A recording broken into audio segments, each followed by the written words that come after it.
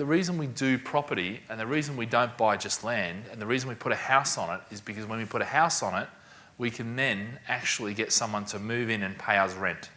And when they pay rent, we can then go to the bank and say, hey, Mr. Banker, I've got this property that's got a house on it that has a family renting it for this much money.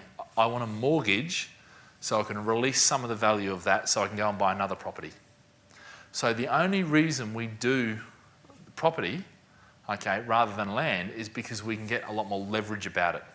So the one condition is, all right, on buying this, is that we buy with good solid fundamentals.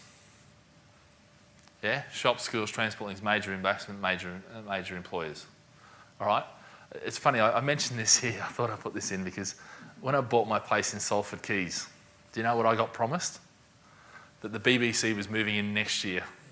That was in 2003, 2002, and they're moving in the next year. Well, guess what? We're now 2010 and the BBC still hasn't moved in. And as far as I know, they're moving in next year, aren't they? Why aren't they coming in 2012? Oh, 2012 now, is it? Right? But the fact is that's 10 years later.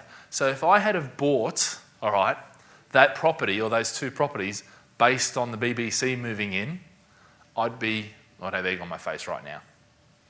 Yeah? So you've got to watch things like that because that's not good solid fundamentals. There's good solid fundamentals are your shops, schools, transport links, major employers, major investment. All the things are going to mean that that family there wants to rent your property, and even more importantly than that, that when that family moves out, there's another family ready to move back in. Because if you don't have that income stream from the property, then guess where it's coming from? Your lifestyle. Yeah, and for me, that's unacceptable.